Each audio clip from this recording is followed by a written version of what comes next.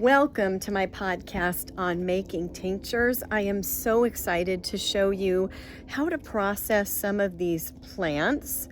I am going to be working with lemon balm, and I'll tell you all about the properties of some of these things when we go back inside and actually make the tinctures. So first of all, lemon balm, as it's growing, looks like this. And you can see it's going to seed, it's flowering, it's the end of the season. We, for our tincture, are going to use the leaves. So I'm going to not pick these, just cut these, because if you just cut them, it kind of encourages new growth. Then we are going to go over to the yarrow. Yarrow is an amazing plant. It has incredible healing properties for your wounds. I am going to be using the flowers and these beautiful feathery leaves. I really love the way this smells when you pick it. I can't describe the smell, but I really, really like it. So we're going to be doing a tincture with that today. I'm also going to show you what a powdered yarrow looks like. Yarrow is really helpful in healing wounds. You have to be careful because it heals them from the inside out. So really bad wounds are really well healed with this, but you have to absolutely make sure that you have done a really great job at washing out and cleaning that wound, because otherwise the dirt is going to be in there as well. Another tincture I'm doing is chicory. Chicory is a beautiful, unusual looking, crazy, wild looking plant.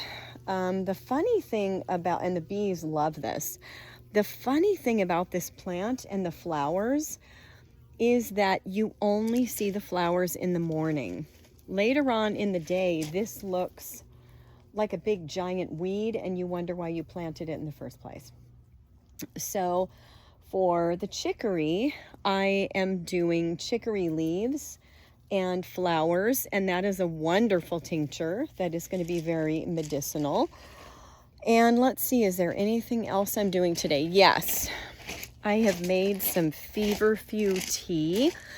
Feverfew is exactly like it sounds. It's great for reducing a fever. If you've got a cold, it's really great for decreasing the length of time you aren't feeling well.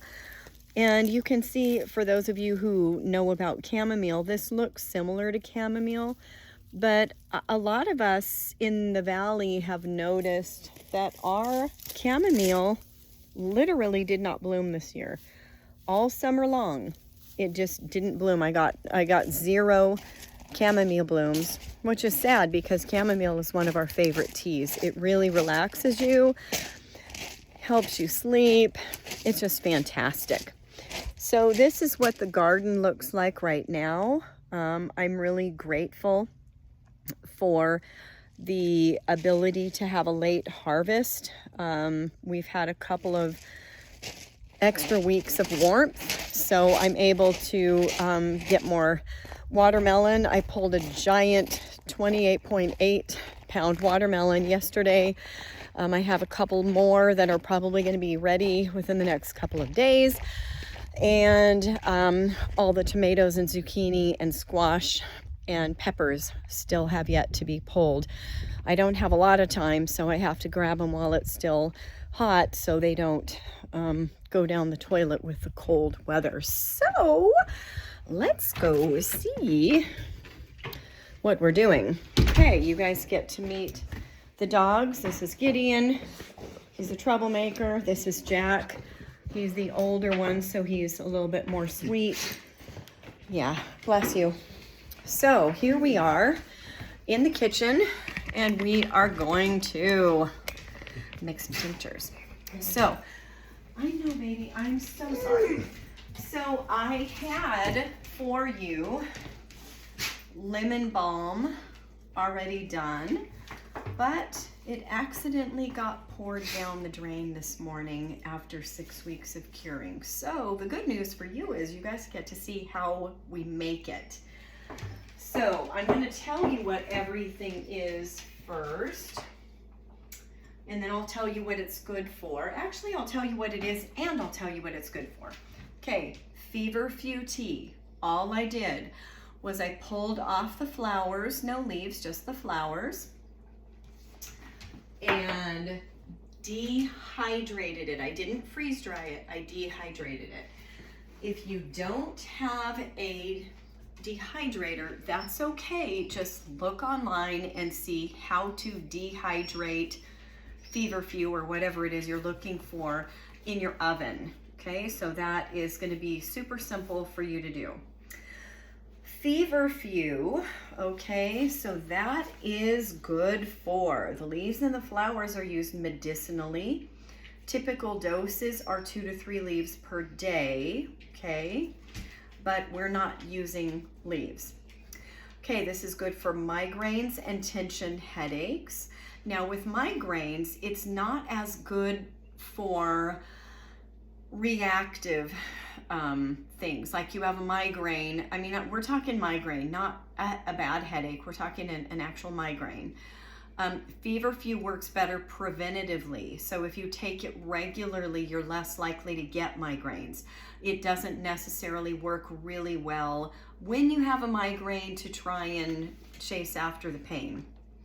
Just a little FYI. Okay, so if you're chewing the leaves, because a lot of people do that, instead of making a tea or whatever, you just chew the leaves, you may develop mouth sores. So you just want to kind of take care with that. And you might want to switch it up to like a powdered form, which you would do yourself, or a tincture. Okay, so fevers, cold, and flu pain, and colic. Okay. Let's see, breaks a fever, treats the aches and the pains that come with a cold and flu. It's an anti-inflammatory and an analgesic, so it's going to heal the pain. For colic in babies and young children, you would just use a few drops of a cold infusion, okay? So I'm not going to go into how to make an infusion. That's basically like a tea, okay? But cold. Menstrual cramps and to regulate the menses, and then it goes into how to make recipes for it. So that is our feverfew that I gathered. I did make a tincture before, and I have a couple of jars of tincture that I will use throughout the next couple of years.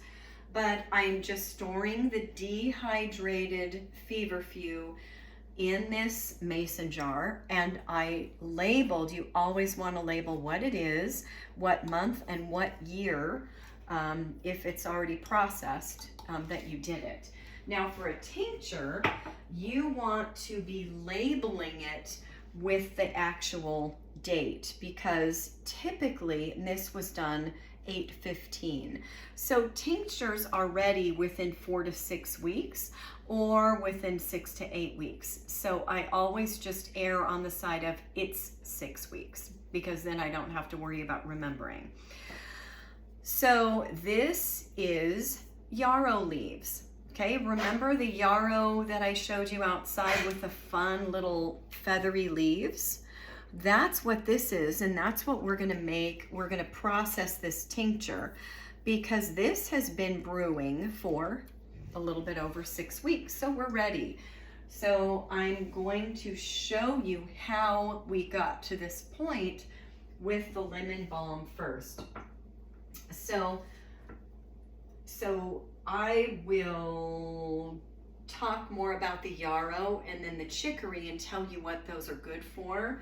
But we're going to focus on the lemon balm first. Now, the lemon balm is what I showed you outside. Beautiful leaves. They taste delicious. They taste like lemon. So a lemon balm tea is very nice and a nice lemon flavor. It's not bitter. It's really wonderful. So when you're making a tincture, guys, this is so easy. One of the easiest things, the hardest thing is prepping. You got to make sure your jars are very clean. The tops are clean. You've got to make sure all of your herbs are washed well and mostly dried, because you don't want to add water to that. You just want to have it, just the two ingredients. The two ingredients are going to be lemon balm and 80 proof vodka, okay? So for lemon balm, the reason I'm excited about the lemon balm is it calms the nerves. It's used, well, let me pull this up.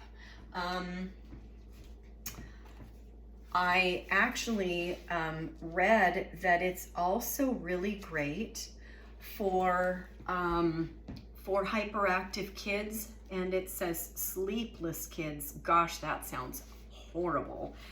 But anyway, it is good for Alzheimer's disease and dementia. It aids in digestion, regulates the thyroid, fights cancer, is an anti-inflammatory and antioxidant, antiviral for herpes, cold sores, and shingles. PMS symptoms, protects the heart, protects the liver, helps detox the liver. It helps with diabetes. The tincture and extract are effective in preventing and treating diabetes. It helps control blood sugar levels and protects the body against the oxidative stress caused by diabetes. So there are so many amazing things with lemon balm. I'm going to be making a cream with lemon balm because it's really good at healing the skin and reducing the signs of aging. So why would you not want to do that? So you are going to take a clean mason jar, and I am going to grab the leaves. And I don't have to worry about, if there are a few stems in this. It's not a problem. Not a problem at all. Now it says to chop these. I'm actually going to tear them because I want a little bit of, ragged edges so that some of it gets sort of dispersed, and I don't know, it just seems like when you do that, more surface of the healing properties get released. Boy, you can really smell this too when you're ripping it up. It smells amazing. It just smells incredible. Now, the old school way of doing this, there is no measuring. I'm not telling you never to measure. I will, it just depends. I typically go by Nicole Appelian's Lost Book of Herbal Remedies. I highly recommend this. She also has and I use the first one and book number 2. Book number 2 gives you a lot more pictures and makes identification a little bit easier. But I went through Nicole Appelian's Academy and actually became a certified herbalist. So that was really a great thing. I highly recommend you all do that. It speaks to every type of learning style. I am video all the way. So her class, every single thing was on video, and written stuff as well. So it was super amazing, and I learned so much. And so I really feel like I want to teach everyone everything I can. So you can see I got a pretty good amount of lemon balm here. I will just add a few more leaves, and then I'm going to push it down. Now you want to typically use a wooden spoon, because you don't know what oils are going to react with metal. So just to be safe, I just kind of crush down my lemon balm. Now you can see I have a little bit more room. So I'm gonna add some more of this. And remember, this is gonna take 6 weeks to be finished, okay? So we're just gonna call this good. And after you get everything in here, you are going to take 80 proof, unless it says 100 proof, which some of them do. But for the most part, you're gonna use 80 proof vodka, okay? I get the cheapest kind I can find, and I'm just going to pour this over. And I wanna do more than just cover it.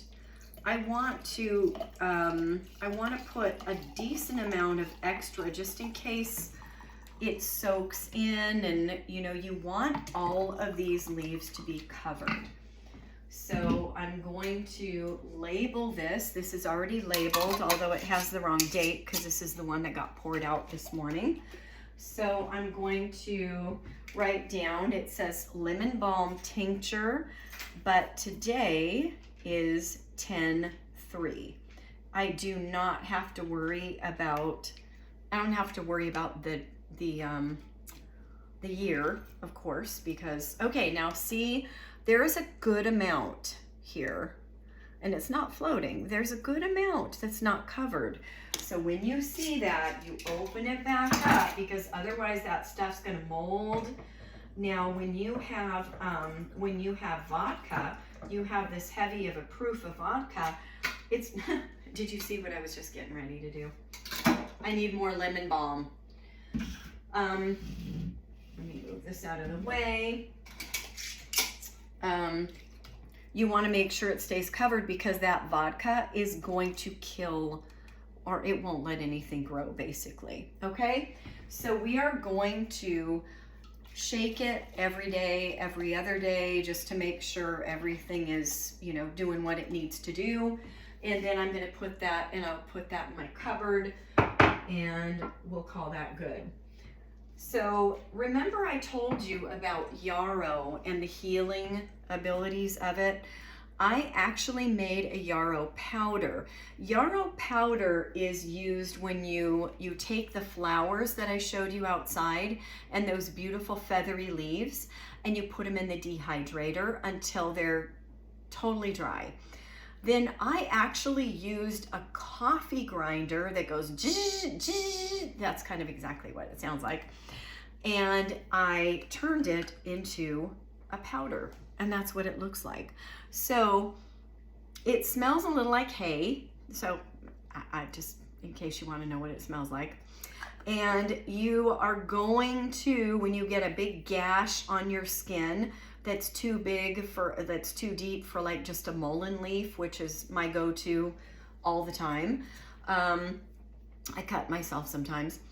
And if it's a really big gash, you want to put yarrow powder dry on it and just cover it with something so that it kind of stays there, and just keep it on until healed. So you want to check on it maybe, I don't know, the end of the day, and then put it back on, sleep with it. You just want to keep an eye on it, but it will heal really, really well. So that is yarrow powder, super simple to make. No other ingredients but yarrow. Now the yarrow leaf tincture, we will go ahead and tell you what this is great for. So let me find it here. Everything is in alphabetical order, which I love. It's very helpful. Okay, it stops internal and external bleeding, okay? So internal bleeding, of course, you're going to use a tincture.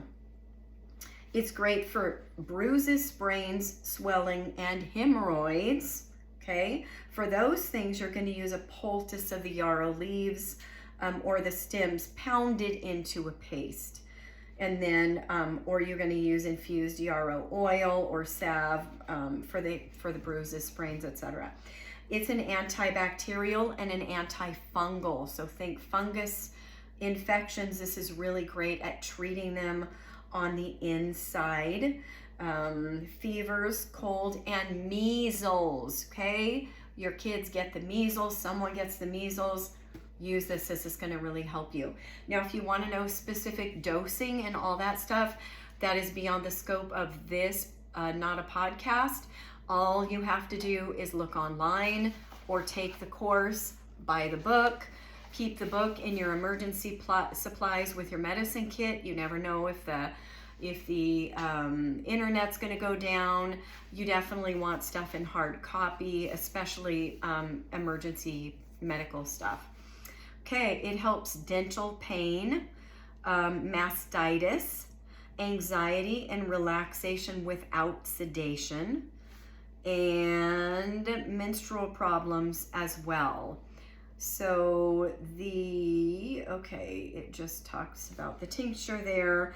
You can make a tea out of it, and and all the parts of the plant are medicinal. So it's a super amazing plant to do all kinds of things. So with the yarrow, I'm going to actually fill bottles and show you how to make the tincture. So I am going to first wash my hands with soap. I am using a non-toxic soap. It is from Norwex. There is no sodium lauryl sulfate, no parabens, no fake fragrances, which are called parfum, also known as phthalates, phthalates. Those are very, very, very toxic. They're neurotoxins. They mess with your brain. They mess with your thyroid. They cause cancer. They're anything that uses the word parfum or fragrances, run away. Just run away. So get yourself some things that are non-toxic. If you need information about Norwex, just comment to me and I will make sure I get information for you.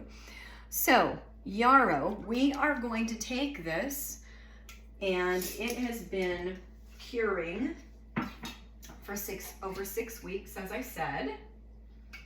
Okay, it smells kind of okay. It smells like alcohol, but I don't know.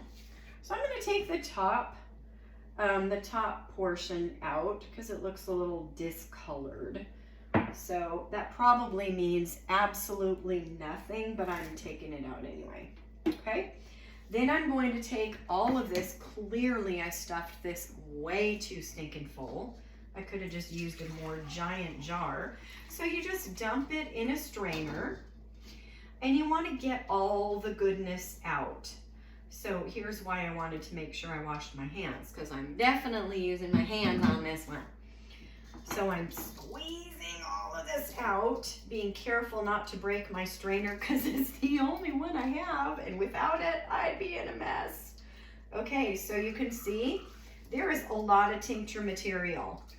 Now, when you become a certified herbalist, at your discretion, at your leisure, at your whatever your conscience tells you, you can actually make tinctures and make a really good business out of it.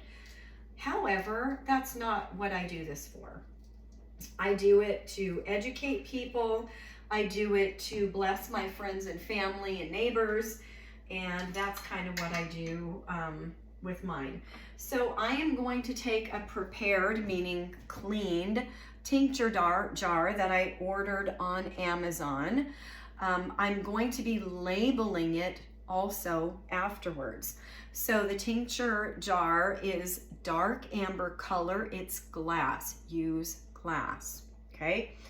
Then I'm going to take this little pipette, and I'm going to go in here, and I'm going to fill this little pipette, and I'm going to squeeze all this goodness into my jar until it's full. Okay. After it's full, I'm going to label it. And remember, this is really, really, really important.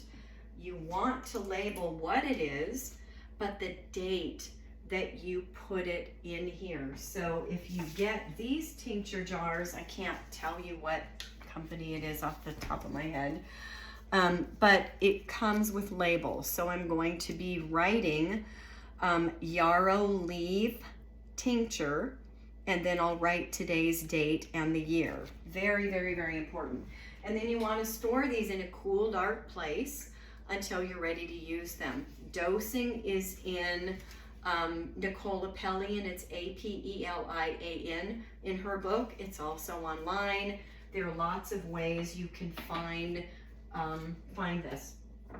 The last tincture I'm going to tell you about is that chicory, that beautiful purple floral thing that I showed you out in my garden. So chicory, not only is it gorgeous, it has a lot of wonderful benefits to it. You're going to notice some common themes. Whoops. Some common themes. But this is, excuse me, first of all, you can use the roots. It's a new plant. I grew it from a seed, believe it or not, in February, and that sucker's ginormous. And then all of these plants come back every year. They're perennials. I think so. Whatever it is that comes back every year, that's what they are.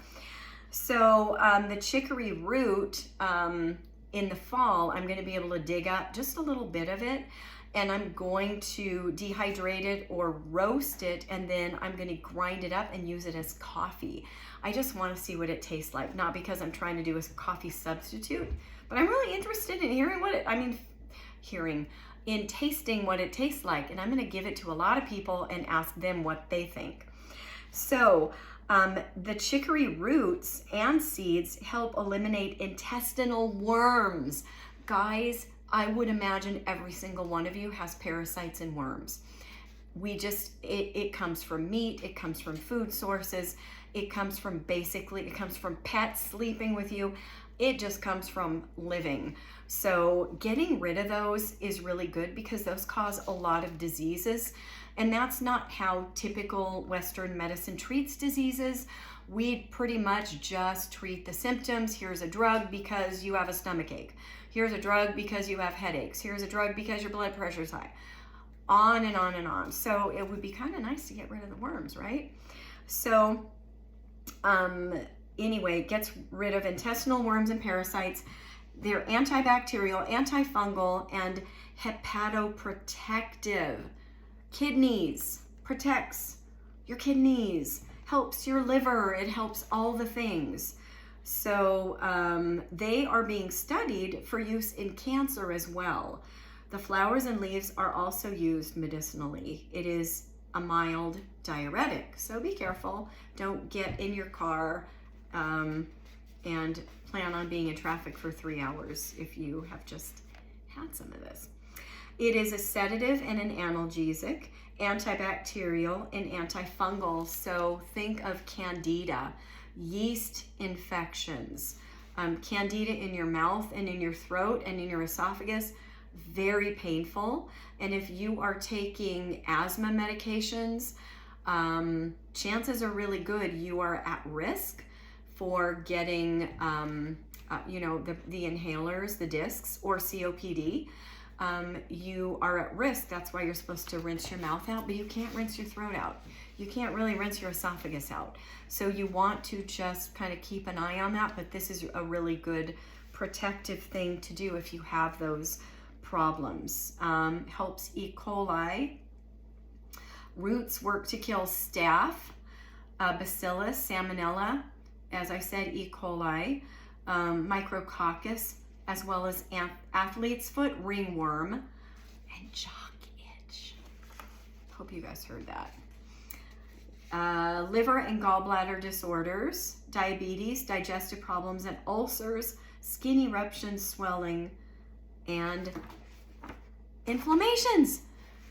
Guys, does that take care of almost everything you can even think of? And it is a stinking tincture. So what I'm going to do is I'm going to take this and do just what I did with the yarrow after I'm finished with this. And I'm going to have a few years worth of cures of all those things I just told you about. I'm going to make copies of what each of these does, just a copy of each page that says what chicory does, for example. so that when I'm giving it to people, I can show them this, okay, this is what this does. And of course, I can use that disclaimer. Anytime you're sick or injured, consult your physician or healthcare practitioner. I'm not trying to, this is not used to diagnose, treat, or prevent an illness, okay? So don't be shouting at me that I'm trying to do that. I'm absolutely not. I am just letting you know that that's what the book says. Nicole Appelian has a whole bunch of letters and doctorates behind her. She is extremely intelligent and has done lots of studies on all of these things. And I definitely trust what she has to say. So anyway, I hope you enjoyed this. Remember to make your own. Go out, get some seeds. Nicole Appelian actually sells a packet of 10 of the most common remedies, and you can plant it in the house. This is what I did in early March. I took great care of it. I potted everything as it got too big for its little tiny seedling container. This really helped everything get really good size by the time I planted it in my garden the week before Mother's Day. We have a pretty short growing season here in the north. So anyway, I wanted to get in the ground as fast as I could, and I knew we weren't going to have any frost before then or after then. So that's kind of what we were up to today. Take a course, learn about this stuff. It could really help you. So I hope you enjoyed this. I'm interested in hearing what you think.